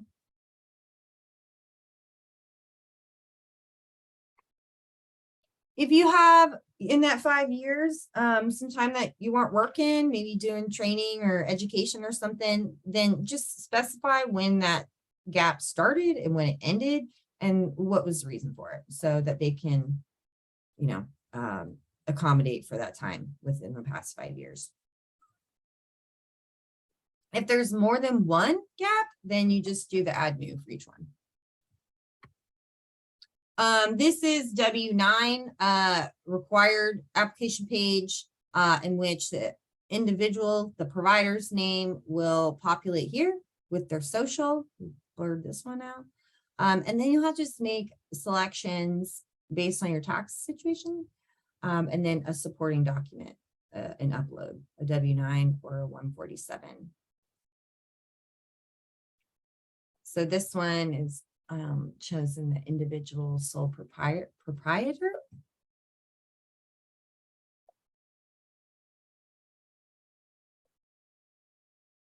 Again, we do have to have an upload, which once it is uploaded, will show up at the bottom of this page. And it'll be green once it's on there. So moving into banking, okay, this has to be answered. It is a required page, and it's not required that you receive payments or anything, but it's just required that you answer if you expect to or not. So the very first thing that you would do would be to answer this question. Do you expect to receive payments directly from the state Medicaid program as opposed to only payments from the managed care contractors? So answer that. If you do answer yes, you want to make sure you read these instructions just to know exactly what's going on here with this. You're going to add your banking information, the person who is the one that would need to be contacted in the event of needing to discuss this. May or may not be yourself. And then when you're done, whether you say yes or no, you need to confirm your yes or no answer and then click next. We'll go through these sections. So again, answer the question, click add new, and then you're going to confirm. So when you click the banking, if you are expecting payments, and you put in your banking information, you add new, this is what it'll ask for. You're going to have to put in the routing number a couple times and the account number a couple times. Click save, determine what type of account it is for that. And then when it is entered as an entry, it will show up in the table and you can edit it if you need to.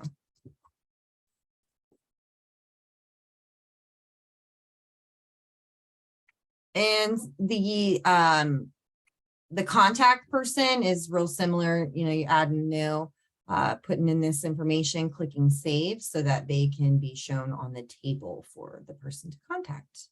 And you click save. Oh, I got a hand up. Hold on. All right, you can go ahead and try to unmute. Oh my gosh, I forget your name. No, that's okay. I got it. Can Tanya? you hear me? Yes. Okay. Okay. I just have a quick question. So we're still in the individual provider application, right? Yes. And all of this information with EFT and everything, this is all going to be required for the provider application, even if they're affiliated with a group. And under that group information this is where I thought this information, like the EFTs and all of that stuff, we have that information with the group as well. And so when they're linked to a group, do we still need to fill in this information for the provider? That's a great question. So each provider has to have their own application to get approved, to have Medicaid number, and then they become part of that group. So if the group is handling like the money aspect, then when the provider is putting in this new enrollment application, they can click no. And then the group is the one that would, be doing that association with banking. Does that help? That does help. What Okay. about the, because I know that different organizations can complete a delegated contract with Ohio Medicaid, or they would just go the credentialing route, and they would also have the CAQH as well. And I noticed that a lot of the information is similar to CAQH, like the 5-year history, malpractice, and all that stuff. Yeah. Well, we're still going to be required to do that. And right now our organization is actually delegated with all of the managed care companies. Okay. So how does that, we're going to have to add all of that information in on the provider application as well, even if if we're delegated with Ohio Medicaid or delegated with plans? So I guess I'm trying to figure out how to best answer this question. I'm gonna wait.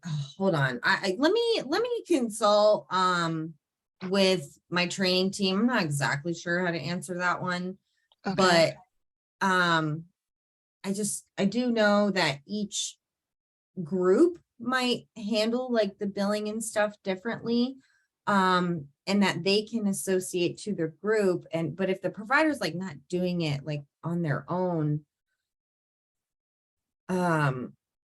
yeah, and again, I just kind of want to reemphasize too that this is for newly enrolling providers, people that are not already existing in the system today.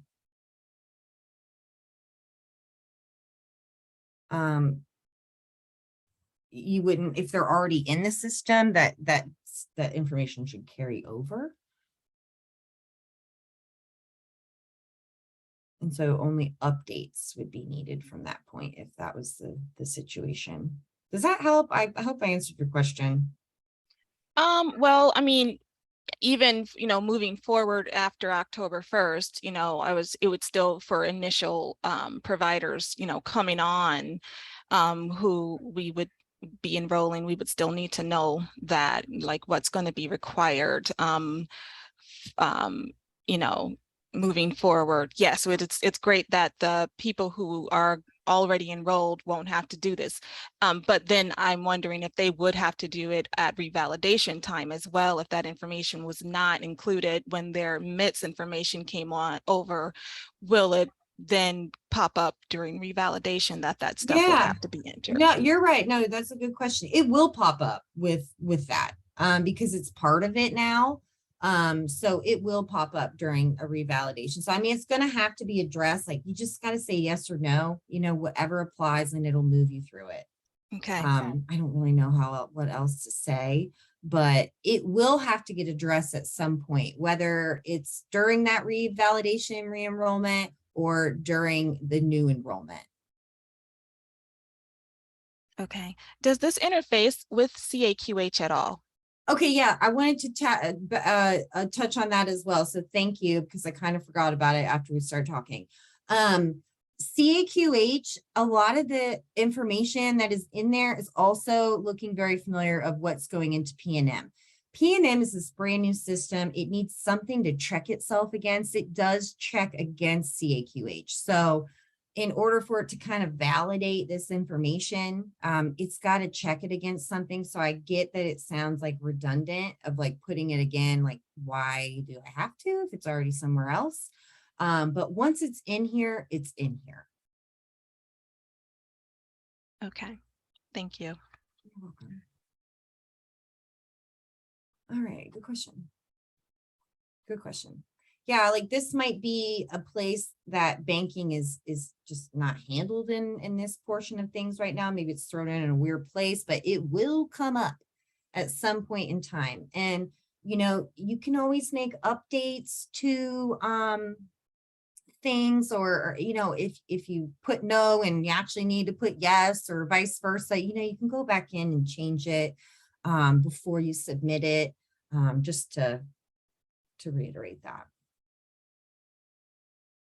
So if it's in existing in MITS and it gets transferred into PNM, it's gonna, anything that needs to be changed to the banking would be gone through as an update. Or if it's time to revalidate or re-enroll, that you would have to approach it then. So somebody said, I am a current individual provider, so it will not come up. So if you're currently in the MIT system, you'll get transferred into PNM, and you just really won't have to like do anything with this until it comes time to revalidate, unless, you know, you're having an issue with your billing or something and need to address it sooner.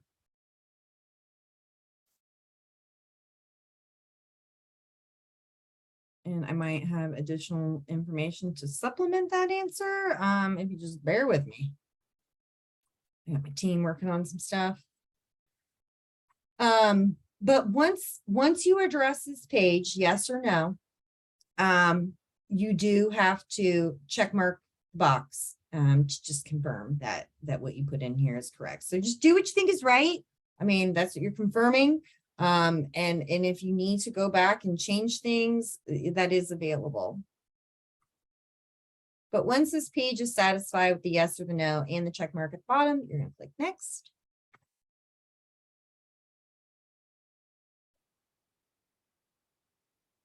Yeah, I also want to mention to the supplement to re-emphasize my last answer here. We are showing a plethora of application pages. The one that may be specific to you or the provider you support may be nothing, have like the required pages I'm showing might not be required for that one. So this is not a one application fits all. It's a tailored, very tailored type of deal. So try not to get overwhelmed if you're thinking, I don't need to do this now. Why is it asking for this now? Just know that some of these pages that we are showing, just because we tried to show as much as we could, that some of them might not apply to you. When we get to, oh, I'm gonna hand up, hold on. Okay, go ahead and unmute. Or is that from earlier? Oh, wait. Sorry, that was from earlier. I think I forgot to put your hand down. So thanks, no worries. Good talking to you again. All right. Okay, thank you. I'll meet you again. Oh boy. Okay. So the next page, we talked about required documents. We had a couple places in PNM where the documents you can upload on the page, but in the end, this required documents page will be if something's required, it will tell you. So based on the information that you put in, your specialties and things like that, it'll tell you if it needs something. And if it does need something, it'll say it's required. And if it says something's optional, it will say optional. That will be the language. It is encouraged to do digital uploads, just because we're just moving in that direction of things. So if you are not acquainted to that whole system, just give yourself some time and figure it out and get your hard copies digital.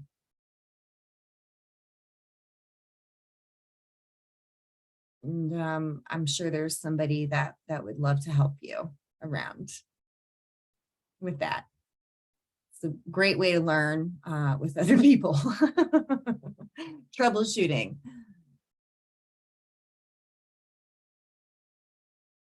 Okay. So Allison just asked in the Q&A, if you're already in MITS, you won't have to do a new enrollment for PNM. The information will just transfer. Yes. Yes. Yes, yes, yes. Yes. It would cause a serious panic if it didn't. Okay, okay. What other questions do you have?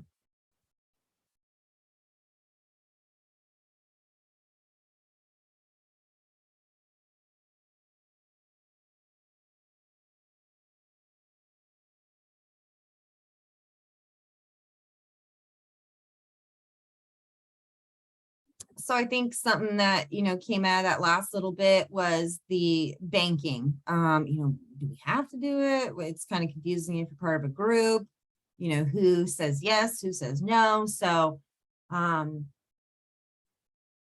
just be mindful on that page and just select what you think is best. All right, I don't see any new questions coming in. So I'm going to go ahead and move into another demonstration with PNM. So bear with me.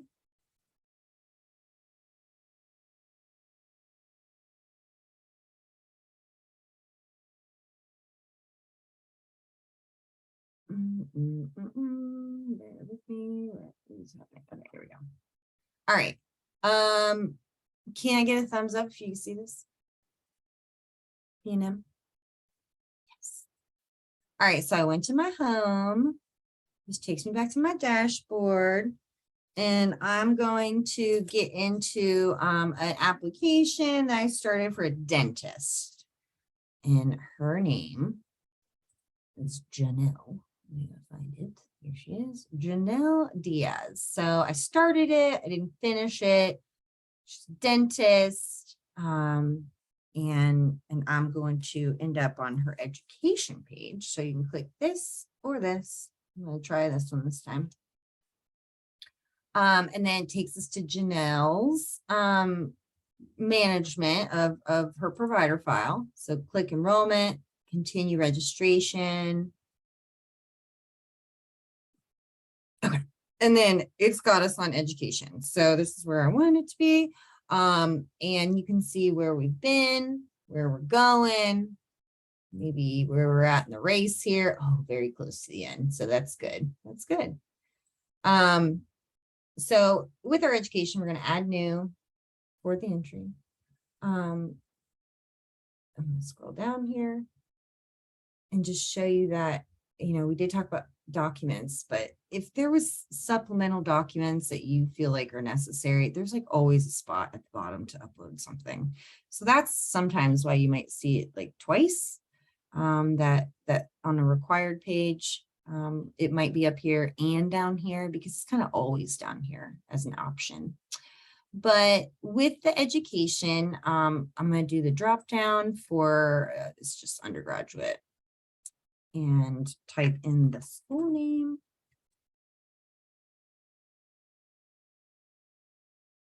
Start date, I'm going to, put this way back when, pretend that it was like a long time ago, 1999.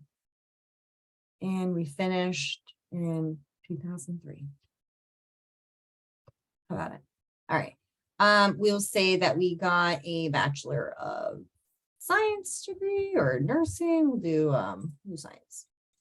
And then finding the address of the school. I felt like that was always difficult for me when I was trying to fill things out. Like, why do you want the address of the school? And so you got to go look it up sometimes. But fill that out, make sure it's in there. Once the entry has been filled out, you're going to click save. And hopefully, okay, that was kind of weird. But here we go. So I do have one entry showing my education. Obviously, if I had lots more, I would continue to add new and put in the information and then click save, and then I could add another one. So that's how that would go. But it is required for our individual providers.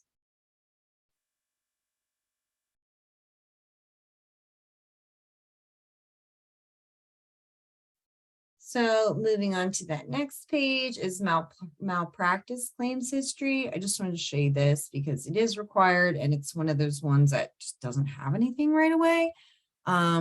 So we will add it because it says it's required. And this is where you're going to answer that question. Have you had any liability actions within the past 10 years? You're going to say yes or no. So if you say yes, it's going to provide you with some more things you got to fill in. If you say no, you basically can move on and click next. And it'll give you a check mark. And it'll take you to your work history, which is where it wants the past 5 years. And you could do a gap in your work history, or you could include, where you have been working the past 5 years, if that is the case. So we can, just for demonstration purposes, we'll say that we've been with our current employer for 5 years. This is when I have to get creative and come up with like a practice name. All right, we'll say OSU Dental. How about it? Oh, that's not right. Start date. Okay, we're going to make this so that we can satisfy the 5 years and that we still work here. So we'll see. 15. We're still there, so we don't have an end date. And we'll say that the organization is just through Ohio State Medical. So just put what is appropriate for you for this. Your contact there with their information, making sure that's right.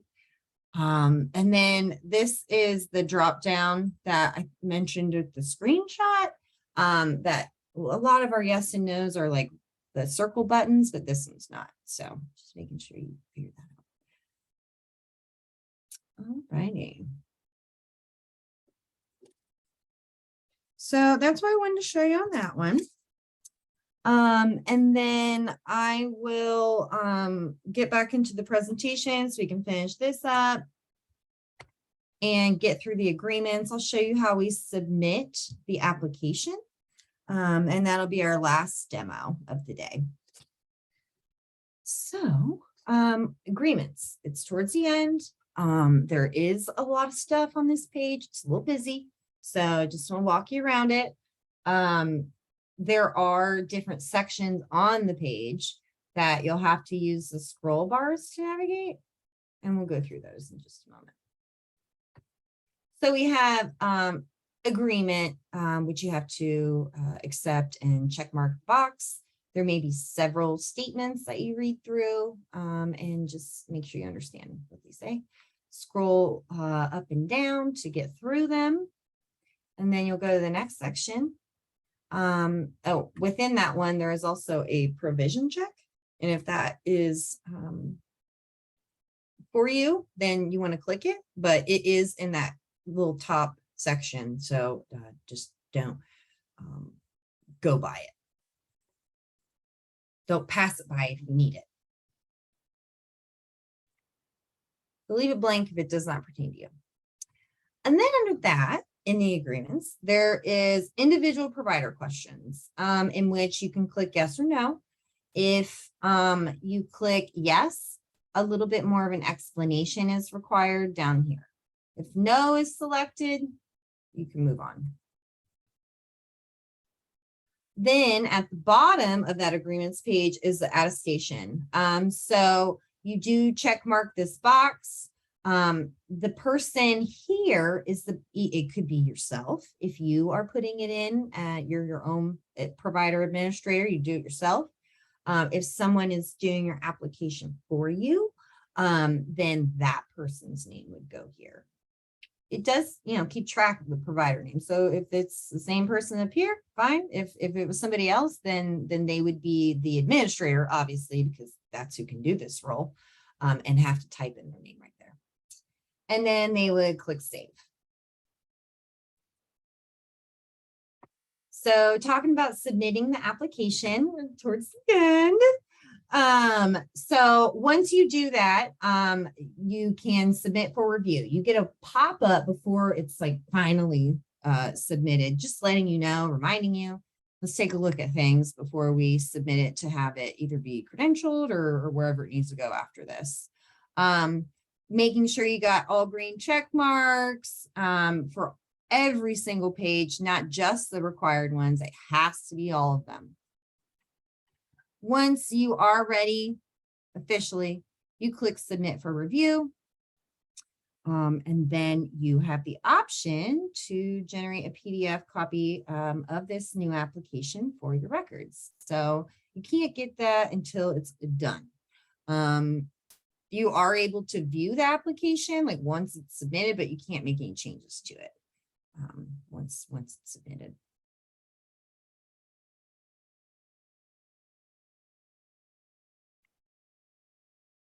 All right.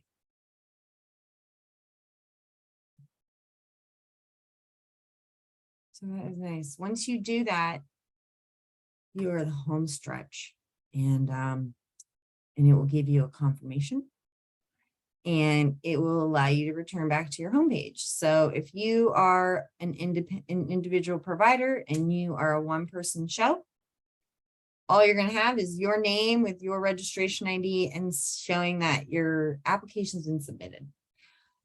Once your application is approved and moved through, you get your Medicaid ID. So that will appear over here whenever that is moved through the whole process.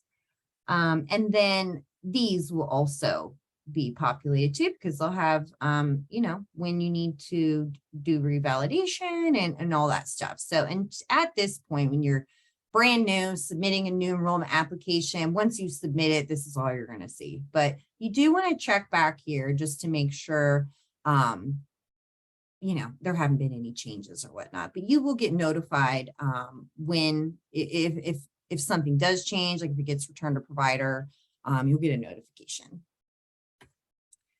All right. So I got a couple questions over here in the Q&A. If a provider is already in MITS, but all of their practice locations for that provider was not entered, will have to be entered into P&M to add those locations. So if like they have a primary service or primary practice location already and add that transfers from MITS to P&M, that's cool. But if you want to add any other ones, it will have to be done as an update in P&M after P&M goes live.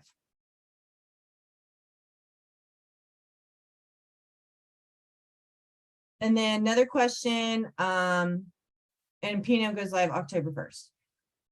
Since I'm DODD certified with a Medicaid number, do I need to apply to use P&M? So if you already have a Medicaid number, you're going to get transferred into P&M. So you don't need to put in a new enrollment application because you're not newly enrolling. At this point, at most you could do would, on October 1st is update your current provider account, or if it comes time to revalidate, then you would just do that. Good question.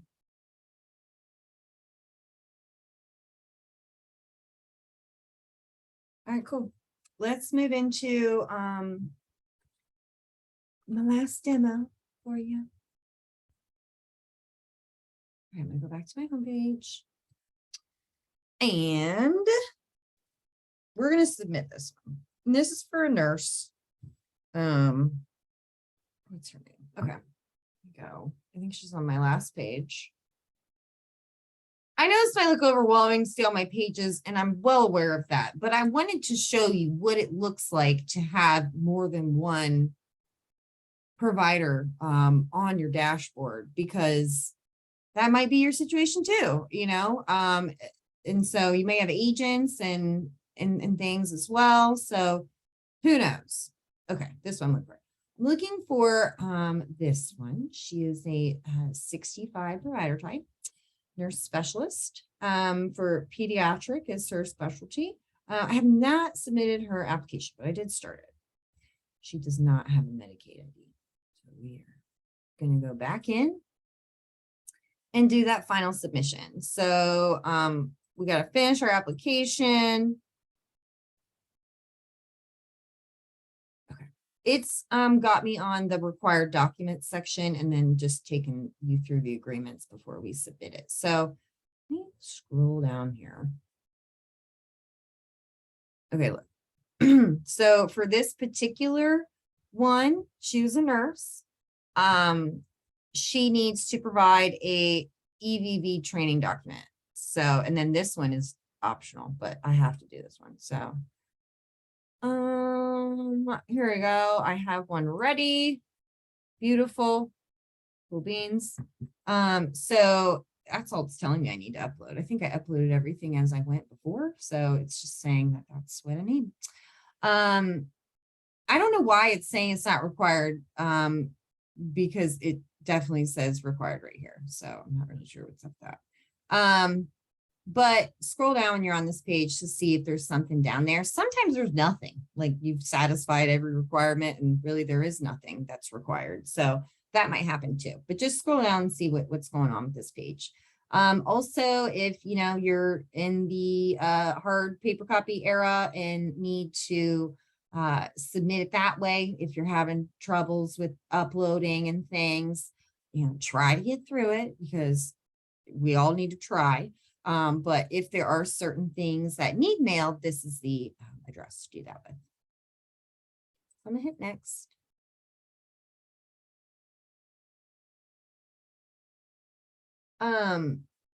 Here's the agreements page. So I'm going to use my scroll bar like on the big side here. And then you can see these different sections, and we'll just go through them one at a time from top to bottom. So I'll scroll through these statements. I need to check mark that box, but I am going to scroll through these statements. I'm sure you would go through a lot slower than me, but it just talks about credential providers, non-credential providers, and then it does have these. Oh, you got to agree again. The provision check. If you need it, check it. If you don't, but that is not the end of that little section. It snuck a couple extra questions in there. So it's just the yes or no answers. And if you do click yes, then you have to provide another explanation. So in the spirit of moving forward, we're not going to click yes. And there's one more. Okay. So that section's done. And then this individual provider section or questions looks like it just has 3. I'll put no on these. Then we have the attestation. This looks a little bit different than what I showed you in the presentation, because I'm in the training environment and things are always a little bit different in the training environment. So this password will not be here for you. It's only here because I'm in training and I had to put my password in earlier when you wouldn't have had to, and all that stuff. So just a little bit different with the training environment. But you can tell this is the application for Deanna Foy, and I did it for her. Maybe I'm the admin. So I'm just going to put my name, and then I have to put my password. Just pretend you don't see this part. But once you do type in the name, you click save, it gives you that pop-up that says, "Are you sure you're ready to submit this?" And you say yes, if you are. And if not, this is when you go back and check some stuff. But we do have this submit for review. you can see with this drop down here, we've got all green check marks looking nice. So let's go ahead and click submit for review. We got 10 minutes left in the session, by the way. We're getting close to the end. I appreciate you all being here and doing this with me. So it's taking a minute. Okay, cool. So yeah, you get this confirmation page and it's like, go back to your dashboard. Cool. So I can go and see now that Deanna's application, because she's a nurse and she wants to be part of Ohio Medicaid, be a provider in that system. She put her application in using P&M because she was not in this. She didn't decide to do this till later. So she has submitted, okay? And then she's just gonna need to wait until it's gone through the rest of that process so she can get her Medicaid ID number.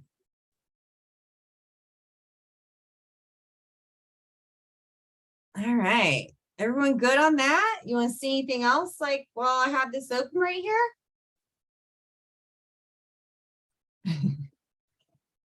All right, let's flip back to the presentation. We'll finish things up.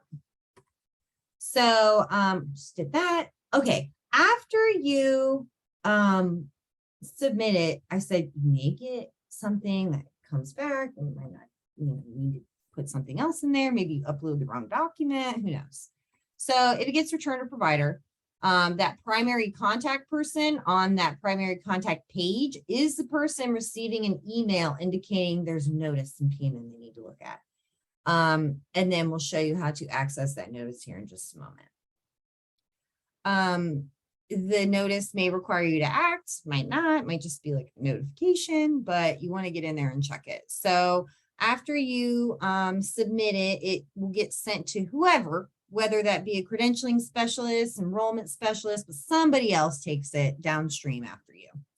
And they decide what they're missing or whatnot, and it comes back to you as return to provider. So you click on your registration ID or your provider name to get back in there to see what's going on with it. Again, you can hyperlink, click these two things. Once you're in there, we are going to do an example using correspondence. And so to see the notifications, you're going to expand the self-service selections in which correspondence will pop up.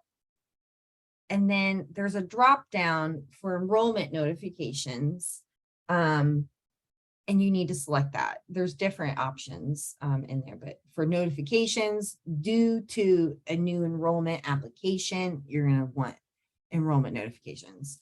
And then you have to put in a date range for it. What notification time frame you're looking for. At some point, P&M will have more history, and so you'll be able to search further back. Whenever you do click search, though, it will give you the results at the bottom of the page. So again, to get in here, when you have return to provider, self-service, go to provider correspondence, put your date range in, and then it gives you your results. And you can click on these to view them. Tells you the date they were sent. You've got print options available. This X in the correspondence box will X out. It tells you specifically, and then you can click on that. It tells you specifically that this is the reasoning that they are returning it back to you. This one says NPI and taxonomy not attached or incomplete. So some issues with that one. All righty. So say that, okay, you look at your notification, you see what you need to do. You're going to need to go back into your application and fix it. Okay.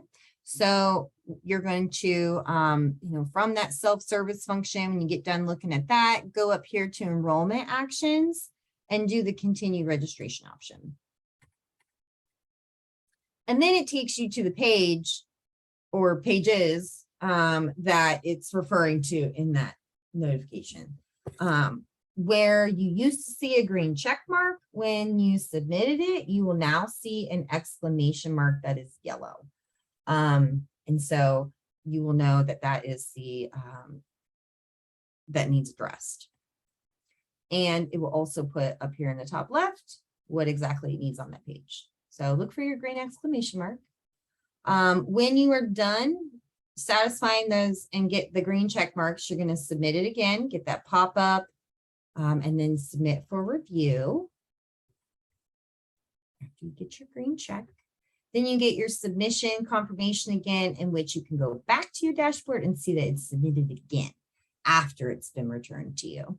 So, and then this would represent, you know, once it's submitted and gone through the entire process, and would have its Medicaid ID, and it would show revalidation, due dates, and stuff like that once it goes through that whole process.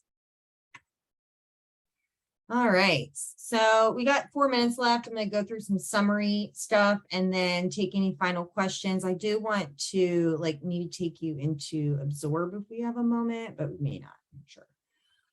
So just a new enrollment summary here. This is for anybody after P&M goes live October 1st that wants to enter in Ohio Medicaid as a provider and has not been involved in the MITS system prior to P&M being born. So you would click on new provider once you get logged in. Either it's yourself that's the provider and your own administrator, or maybe you have an agent helping you that that the provider would show up on their dashboard. So that will look like. When you get into the application, you've got green check marks to guide you through, letting you know you've made it through that section. You have to get a green check mark on every single page, not just the ones required with that asterisk. The next button takes you to the next page of the application. On your dashboard, the status is going to be really important after you get it submitted, like watching for any return to provider stuff. Just to talk about return to provider again, you know, you might get a notification that you do, in which you're going to look at it, figure out what it needs from you, then go into that provider file, continue the registration, and then you'll see this place with the exclamation mark in which you need to address. But once you're done and you've got a green check mark there again, then you click submit for review. So again, you're going to go under enrollment actions, continue registration, and then that'll get you there. So go back. I feel like I went too quick on that. So again, the communication, then you go in, enter in, continue the registration, see what's going on with your exclamation point, and then resubmitting it. So it is 1:28. We have 2 minutes left in the session. We've answered a lot of questions. I truly appreciate you being patient with everything. I do want to take the time to talk about our course evaluation on LMS or on Absorb, and where you can find that. And if I have like 2 seconds, I'll show you in a minute, but we do need you to evaluate this course, please. There's about 6 questions, it's really easy, but you get through it from Absorb.